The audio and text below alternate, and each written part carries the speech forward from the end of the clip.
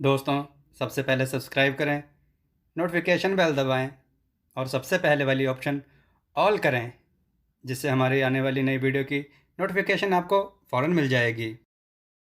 जय श्री राम भक्तों। दोस्तों, ये कथा अति सुंदर है। सुनकर अपने विचार कमेंट के रूप में अवश्य दीजिएगा। चलिए कथा की ओर चलते हैं।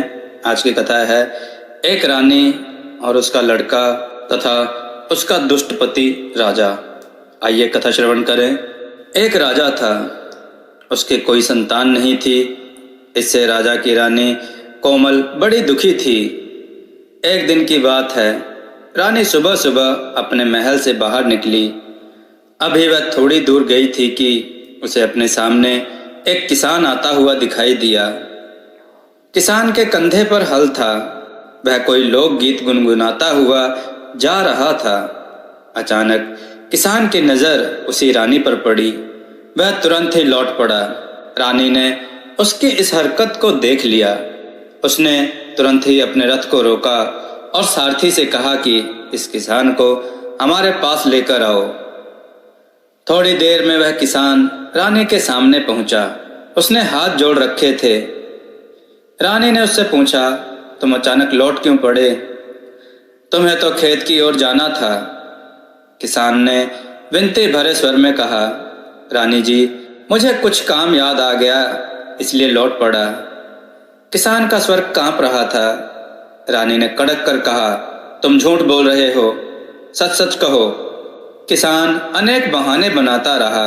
जब रानी एकदम गुस्से में भर उठी, तब किसान ने गिड़गिड़ाते हुए कहा, आप मेरी माँ के बराबर हैं। यदि आप मुझे क्षमा दान दें तो मैं सच सच बताऊं। रानी ने उसे क्षमा दान दे दिया। तब किसान अपराधी की तरह सर झुकाकर बोला, रानी माँ, मैं किसान हूँ। खेती ही मेरा जीवन है, संसार है।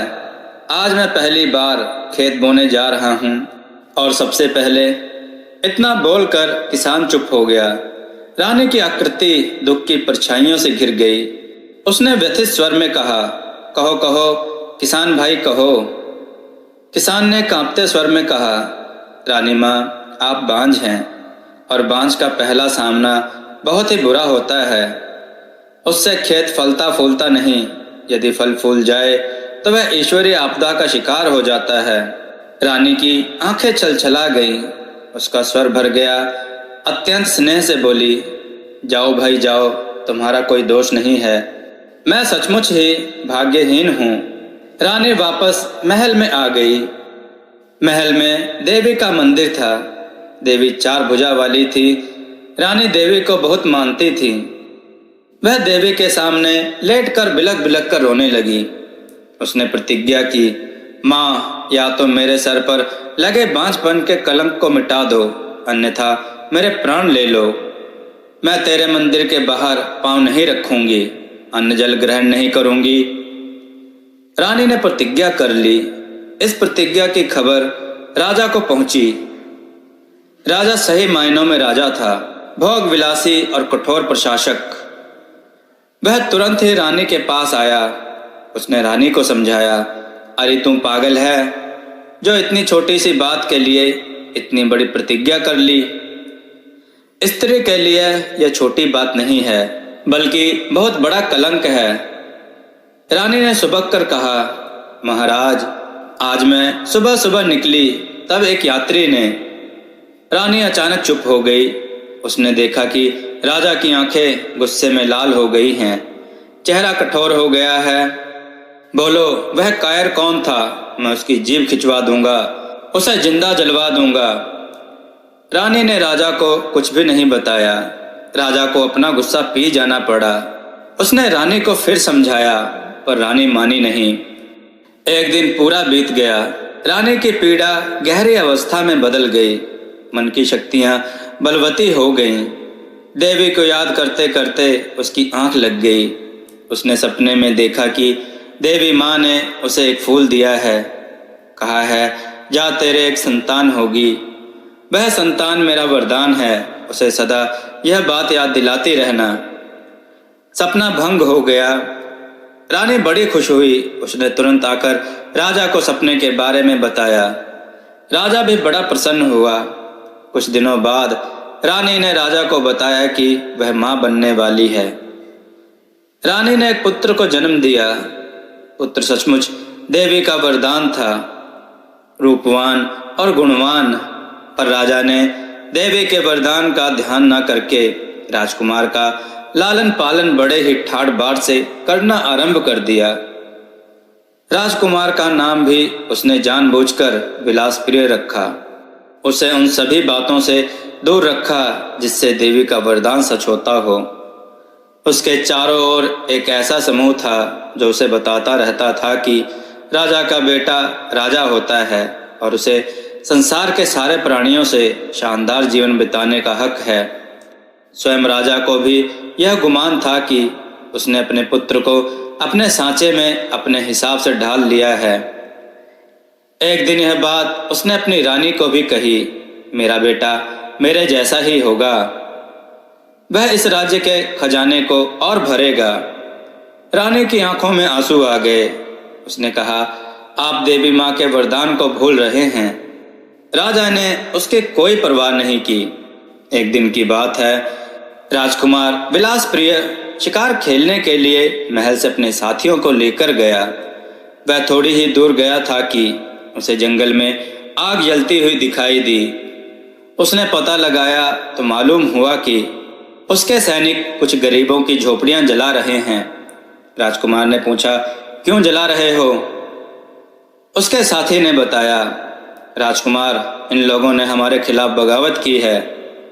कैसी बगावत? सबने कह दिया है कि लगान नहीं देंगे। सैनिक बोला। राजकुमार गंभीर हो गया।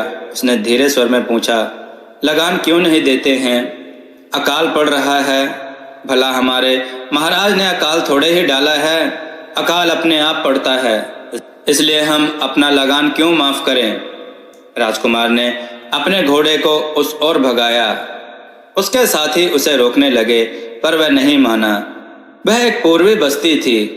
बस्ती धाएं धाएं कर जल रही थी। चारों ओर बच्चों, बूढ़ों और स्त्रियों का क्रंदन गूंज रहा था। राजा के सैनिक निर्दयता से कोड़े बरसा रहे थे। राजकुमार ने देखा कि एक बुढ़िया बचाओ बचाओ कहकर भाग रही थी और एक घुड़सवार उसके पीछे भाग रहा था। बुढ़िया गिरती है और घोड़ा उसे कुचल देता है। विलास प्रिय का कलेजा मुंह को आ जाता है। वह अपनी आंखें बंद कर लेता है। अचानक एक युवती भागती भागती विलास प्रिय के पास आती है। हाथ जोड़कर कहती है, मुझे बचाओ, मुझे बचाओ, यह लोग मेरी इज्जत लूट रहे हैं। राजकुमार को देखकर वह घुड़सवार ठिठक गया। युवती बेहोश हो गई। राजकुमार का हृदय पसीज गया। वह सीधा महल में लौट आया। अपनी माँ के पास गया। सारा किस्सा उसने माँ से बताया।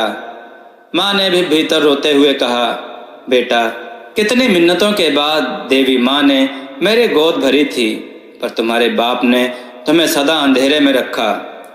यहाँ के मंत्री, अधिकारी और स्वयं राजा प्रजा का भयानक शोषण करते हैं। तभी राजा आ गया। उसने रानी को कठोर स्वर में कहा, तुम मेरे विरुद्ध बगावत कर रही हो, मेरी संतान को मेरे खिलाफ भड़का रही हो। रानी, मैं राजा हूँ और एक राजा रानी को भी बगावत के आरोप में सजा दे सकता है।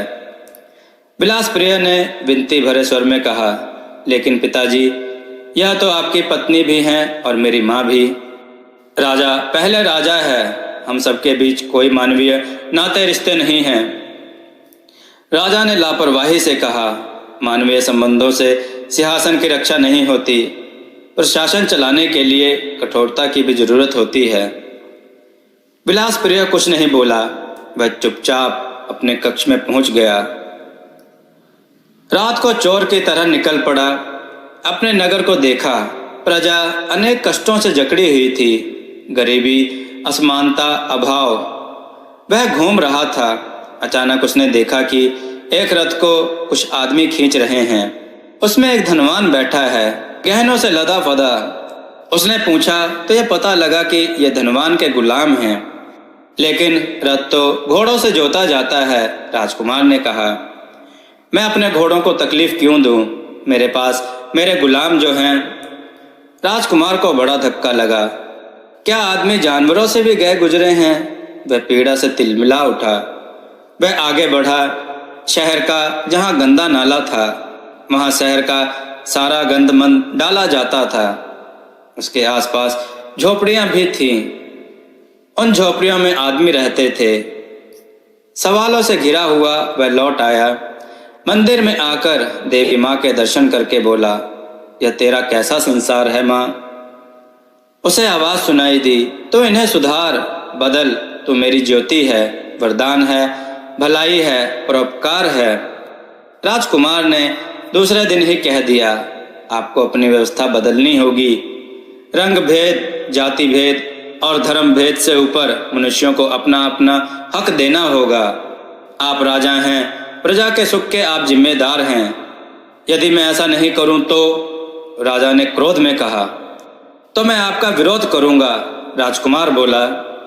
हाँ पिताजी, आपके मंत्री, अधिकारी, सामंतवान और छोटे छोटे चाकर प्रजा पर बड़ा अत्याचार करते हैं। एक राजा का बेटा ऐसा सोचकर अपना पतन कराता है। राजा ने क्रोध भरे स्वर में कहा, यदि तुम ऐसा सोचते हो तो मेरे महल से निकल जाओ।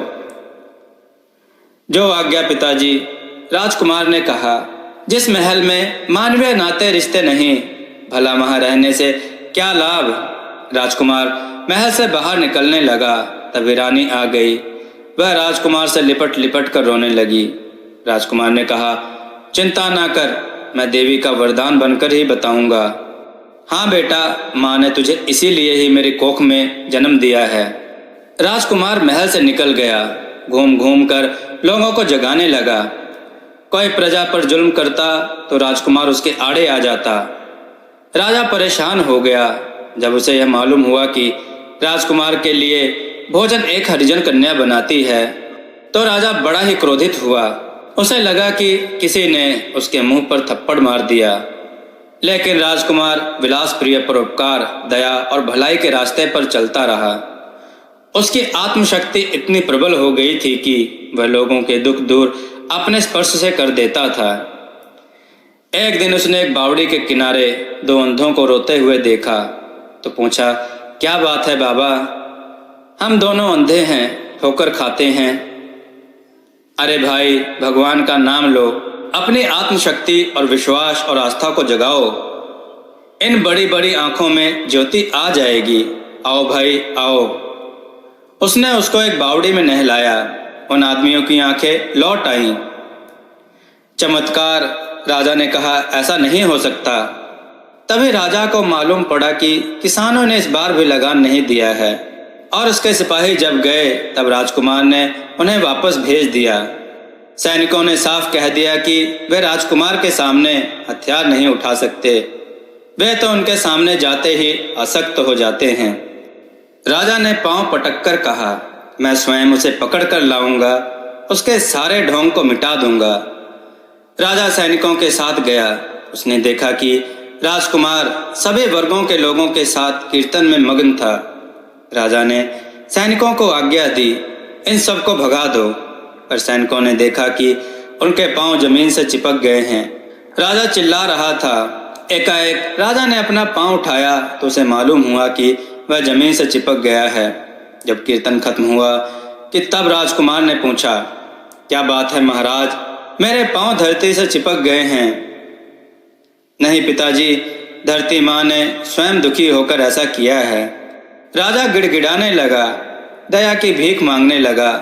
तब राजकुमार ने उसके पांव को छुआ। पांव तब छूट गए। राजकुमार ने कहा, जाओ भाई जाओ, अब भी समझ जाओ कि तुम भी आदमी हो। राजा का अब हृदय बदल गया। राजकुमार ने अपने जीवन में सभी मनुष्यों को एक कर दिया। एक दिन राजकुमार तालाब में स्नान कर रहा था। तभी एक स्त्री रोती पीटती हुई बोली, राजकुमार, मेरा बेटा तालाब में डूब गया है। कुछ और लोगों ने कहा, हाँ राजकुमार, हमारे देखते देखते आप तो चमत्कारी हैं, बच्चे को बचा लो। राजकुमार ने हंसकर कहा, बच्चा तो नहा रहा है। सबने देखा कि बच्चा दूसरे घाट पर नहा रहा था। यह तो चमत्कार है, सब जोर जोर से कहने लगे। राजकुमार ने कहा, चमत्कार नहीं, अपने मन की शक्ति, आस्था, विश्वास को जगाओ। चमत्कार आदमी के हृदय में है। दोस्तों, राजकुमार का जीवन सेवा करते करते थक गया। एक दिन उसने जीवित समाधि ले ली। वहाँ एक मंदिर बना। वह पहला मंदिर था जिसमें सभी धर्मों, जातियों व वर्गों के लोग आकर फूल चढ़ाते थे। उस मंदिर का भोग हरिजन कन्या ही बनाती थी। दोस्तों, आपको यह कथा कैसी लगी? अपने विचार और सुझाव कमेंट में जरूर दें। हमारी कथाओं को लाइक करें, हमारे चैनल को सब्सक्राइब करना ना भूलें। हमारी कथाओं को शेयर जरूर करें जिससे लोगों को अच्छा ज्ञान प्राप्त हो। जय श्री राम भक्तों।